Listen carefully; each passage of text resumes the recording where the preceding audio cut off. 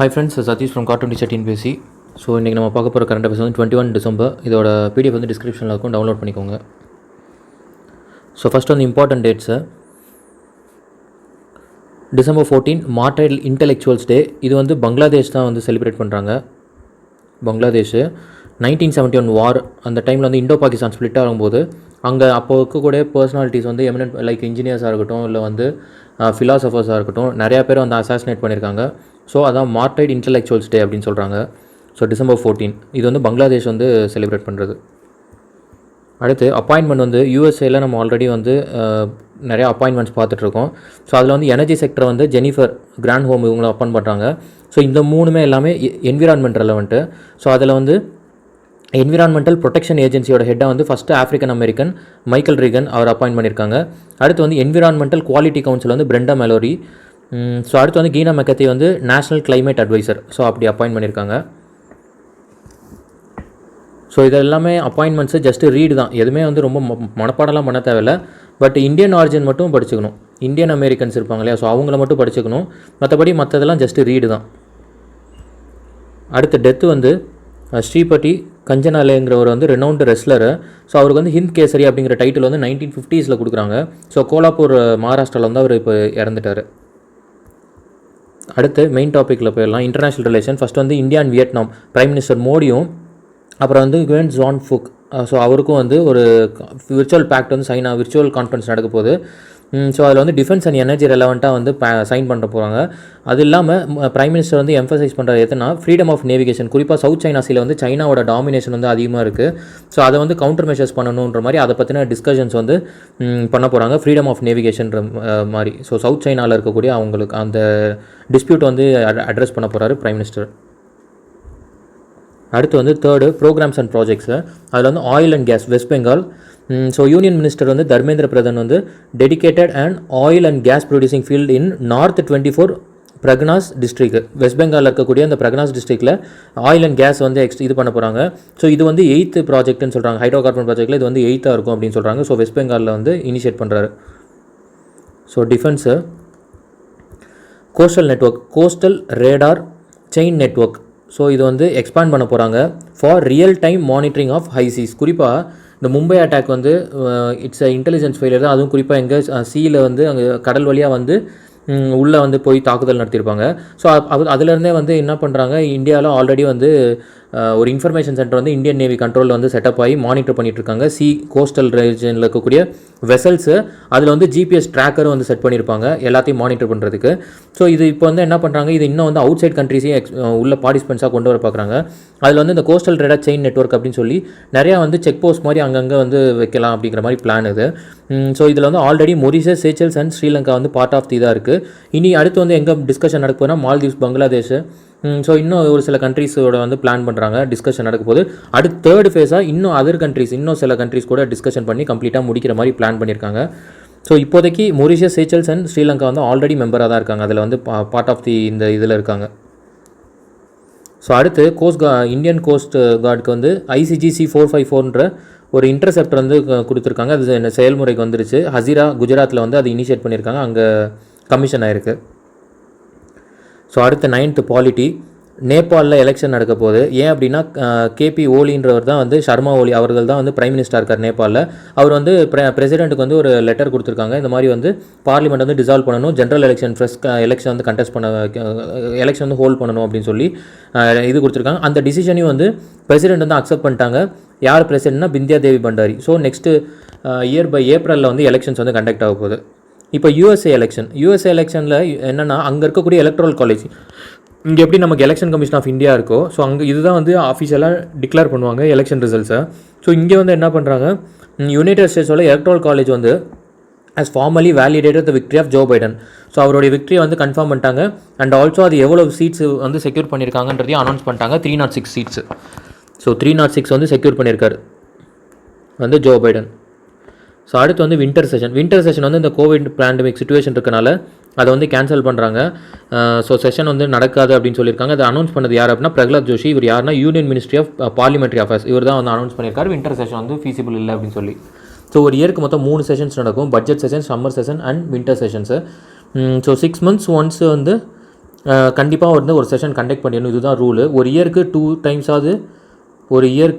டைம்ஸாவது வந்து கண்டக்ட் ஆகிருக்கணும். இது வந்து மேண்டேட்ரி ரூலு. ஸோ 6 மந்த்ஸ்க்கு மேலே தாண்டக்கூடாது.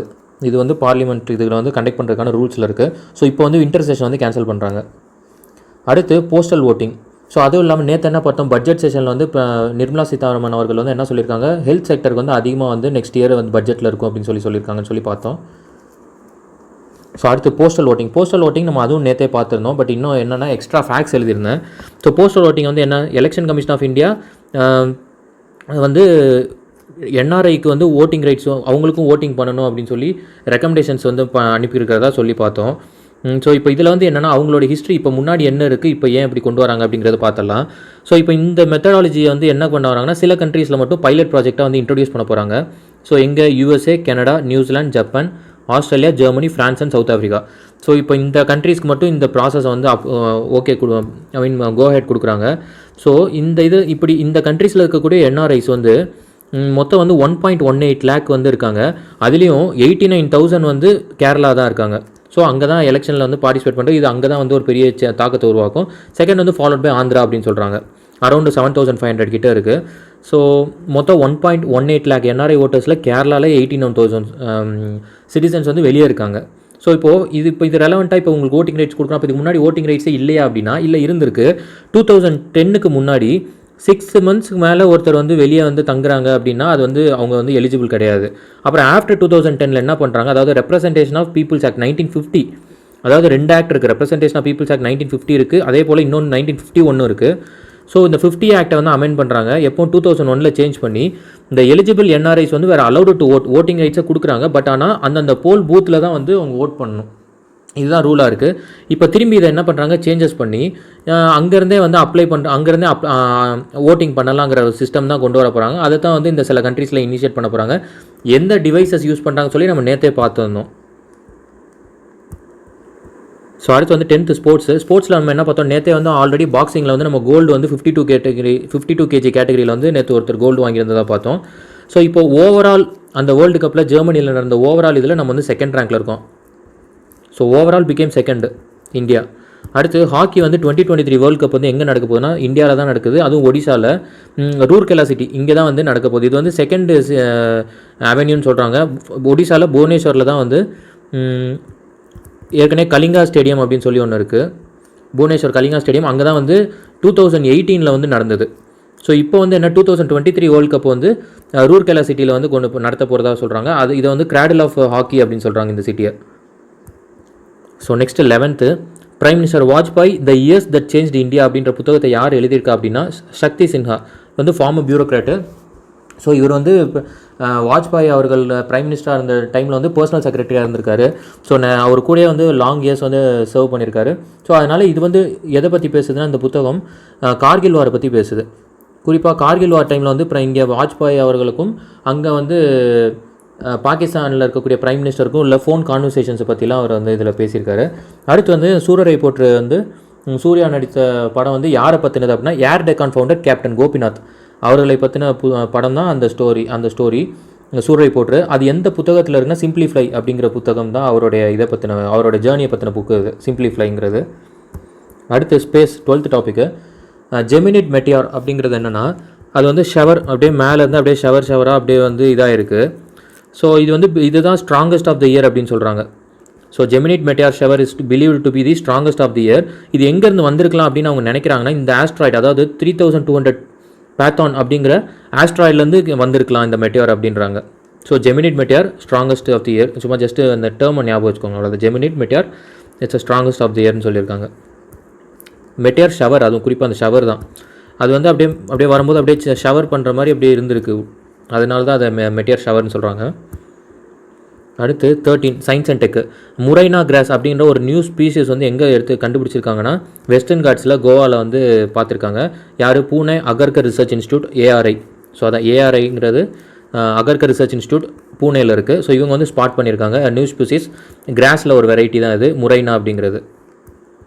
ஸோ அடுத்து ஹிமாலயன் செரோவ். இது என்னென்னா இது எதை ரிசம்பிள் பண்ணும் அப்படின்னு சொல்கிறாங்கன்னா கோட்டு, கவ், டாங்கி, பிக் இதெல்லாம் சேர்ந்த மாதிரி. ஸோ இப்படி இருந்தால் எப்படி இருக்கும் அப்படிங்கிற ஒரு கலவையாக தான் இதை சொல்கிறாங்க ஹிமாலயன் செரோங்கிறது. இது வந்து ஃபஸ்ட்டு எங்கே ஸ்பாட் பண்ணியிருக்காங்க அப்படின்னா ஹிமாலயன் கோல்ட் டெசர்ட் ரீஜன், அதாவது ஹிமாச்சல் பிரதேஷ் அந்த ரீஜனில் தான் அவங்க வந்து ஃபஸ்ட்டு இது பண்ணியிருக்காங்க, பார்த்துருக்காங்க. இதை வந்து IUCN வந்து என்ன சொல்கிறாங்கன்னா இது வல்னரபிள் அப்படிங்கிற கேட்டகரியில் இதை வந்து சொல்கிறாங்க. இந்த ஸ்பீசிஸ் வந்து வல்னரபிள் கேட்டகரியில் அவங்க டிக்ளேர் பண்ணுறாங்க. IUCN என்னென்னா international union for conservation of nature. இப்போது இந்தியாவில் வந்து இதோட ஸ்டாண்ட் எப்படி இருக்குது அப்படின்னா Schedule 1 வந்து பிளேஸ் பண்ணியிருக்காங்க. வைல்ட் லைஃப் ப்ரொடெக்ஷன் ஆக்ட் 1972 மொத்தம் ஒரு 6 ஸ்கெடியூல் இருக்குது. 1 and 2, 3 and 4, 5 and 6. ஸோ இதான் வந்து இது வந்து இந்த 1 and 2ங்கிறது ஹைலி ப்ரொடெக்டட் ஸ்கெடியூலு. ஸோ அந்த Schedule 1 தான் இந்த ஹிமாலயன் செரோ வந்து பிளேஸ் பண்ணியிருக்காங்க. ஸோ இது ரொம்ப இம்பார்ட்டன்ட். வைல்ட் லைஃப் ப்ரொடெக்ஷன் ஆக்ட்லாம் ஃப்ரீக்வெண்ட்டாக வர கொஸ்டின் தான். ஸோ அடுத்து மகாஷரத் போர்ட்டல், இது ஒரு வெப்சைட்டு. அதே போல் அப்ளிகேஷனும் க்ரியேட் பண்ணியிருக்காங்க. யார் க்ரியேட் பண்ணியிருக்காங்கன்னா Maharashtra. So is set to launch and ambitious scheme for distribution of assistive device to person with disabilities. அதாவது டிசேபிள்டு பர்சன்ஸ்க்கு வந்து அவங்களுக்கு தேவையான டிவைசஸ், அதாவது இப்போ வந்து காது கேட்காமல் இருக்கவங்களுக்கு அந்த ஹியரிங் எய்டு கொடுக்குற டிவைஸாக இருக்கட்டும். ஸோ அதை போல் இப்போ நடக்க முடியாமல் இருக்கவங்களுக்கு வீலிங்காக இருக்கட்டும், வீல் சேராக இருக்கட்டும். ஸோ அது போல் அவங்களுக்கான டிவைசஸை கொடுக்குறதான ஒரு பிளாட்ஃபார்மாக தான் அதை க்ரியேட் பண்ணுறாங்க. இப்போது இது என்ன அப்படின்னா இந்த பிளாட்ஃபார்மில் நம்பி வந்து என்ன பண்ணி, இது கவர்மெண்ட்டோட இனிஷியேட்டிவ். இதில் வந்து யார் வேணாலும் வாலண்டியர் பண்ணலாம். வந்து இது மாதிரி வந்து நான் சரி கொடுக்குறேன் அப்படின்னு சொல்லி கொடுக்கலாம். அதே போல் டிசேபிள்டு பர்சன் இப்போ ஒருத்தர் இருக்காங்க. இப்போ வந்து உதாரணத்துக்கு இப்போ எனக்கு ஒரு வீல் சேர் வேணும் அப்படின்னு நான் நினச்சேன் அப்படின்னா இந்த அப்ளிகேஷனை ஓப்பன் பண்ணி என்னோட பேரை ரிஜிஸ்டர் பண்ணி நான் என்ன பண்ணிடுவேன், எனக்கு இந்த வீல் சேர் வேணும்னு சொல்லி நான் போஸ்ட் பண்ணிடுவேன். அப்புறம் இப்போ ஏதாவது ஒருத்தர் வந்து ஃபண்டு எனக்கு வந்து ஸ்பான்சர் பண்ணுற மாதிரி யாராவது இருக்காங்க அப்படின்னா இப்போ அவங்க வந்து என்ன பண்ணுவாங்க, இந்த இதில் பார்த்துட்டு ஓகே சார் நான் உங்களுக்கு கொடுக்குறேன் அப்படின்னு சொல்லி அவங்க எடுத்துக்கிட்டு அப்படியே ப்ராசஸ். இதுதான் அது பப்ளிக்கையும் அது வாலண்டியர்ஸையும் டிசேபிள்டாக இருக்கக்கூடிய உங்களோட டிமாண்டையும் பூர்த்தி செய்யும் விதமாக மகாராஷ்டிரா கவர்மெண்ட் எடுத்திருக்க இனிஷியேட்டிவ் தான் அது. நெக்ஸ்ட் இயர் ஸ்டார்ட் ஆக போகுது. பட் இந்த பேர் என்னது, மகாஷரத் அப்படிங்கிற பேரை எதை பேஸ் பண்ணி வருதுன்னா நேஷனல் காங்கிரஸ் பார்ட்டி சீஃப் சரத் பவாரோட 80th பர்த்டே வந்து செலிப்ரேட் பண்ணியிருந்தான்னு சொல்லி நம்ம ஒரு 1 வீக் பேக் பார்த்தோம். ஸோ அவருடைய பேர் தான் வந்து இங்கே ஆரம்பிச்சிருக்காங்க. மகாஷரத்துங்கிறது, மகாங்கிறது மகாராஷ்டிரா, ஸோ ஷரத்துங்கிறது அவருடைய பேர் தான். ஸோ அதுக்கு என்ன ஃபுல் ஃபார்ம் சொல்கிறாங்க அப்படின்னா Maharashtra system for health and rehabilitation or மகாஷரத் அப்படின்னு சொல்கிறாங்க. ஸோ அடுத்து ஜியாகிரஃபி, ரீஹாபிலிட்டேஷன் சென்டர்னு ஒன்று கிரியேட் பண்ணுறாங்க எங்கே, தெலுங்கானாவில். யாருக்கு ரீஹாபிலிட்டேஷனா, மங்கிக்கு. So first rescue and rehabilitation centre in Telangana, அதாவது சவுத் இந்தியாவில் இதுதான் ஃபஸ்ட்டு. அப்போ இந்தியாவில் எங்கே இருக்குது இன்னொன்று அப்படின்னா ஹிமாச்சல் பிரதேஷில் ஆல்ரெடி இருக்குது. ஸோ சவுத் இந்தியாவில் இதுதான் first. So Chincholi village Nirmal district அப்படிங்கிற இடத்துல தெலுங்கானாவில் செட்டப் பண்ணுறாங்க மங்கிக்கு. ஸோ மிஸ்லீனியஸில் வந்து கோல்டன் குளோப் அவார்டு அப்படிங்கிற ஒரு அவார்டு செரிமனி இருக்குது. அதில் வந்து சூரரை போற்றுங்கிற மூவி வந்து ஸ்க்ரீன் பண்ண போகிறாங்க under foreign language film category. So இந்த கேட்டகரி கீழே இந்த சூரரை போற்றும் நாமினேட் ஆகுது, ஸ்க்ரீன் பண்ணுறாங்க அந்த ஃபில்மை. அடுத்து international film festival of India IFFI அந்த 51st செலிப்ரேஷன் நடக்க போகுது. அதில் வந்து என்ன பண்ண போகிறோம், அசுரன் மூவியை வந்து ஸ்க்ரீன் பண்ணுறாங்க அண்டர் இந்தியன் டயஸ்போரா செக்ஷனில் அசுரன் செலக்ட் ஆயிருக்கு. ஸோ இப்போ இந்த அசுரன்ற மூவியை வந்து வெற்றிமாறன் வந்து இயக்குனார், நடித்தது வந்து தனுஷ். ஸோ இந்த புக்கு இவர் அந்த ஸ்டோரி எதை பேஸ் பண்ணது அப்படின்னா வேக்கை அப்படிங்கிற ஒரு புத்தகத்தோட பேஸ் பண்ண. இந்த புத்தகத்தை எழுதினது யாருன்னா பூமணி. ஸோ இவர் வந்து ஒரு சாகித்ய அகாடமி வின்னர். ஸோ இந்த புத்தகத்தை பேஸ் பண்ண ஸ்டோரி தான் அந்த அசுரன்கிறது.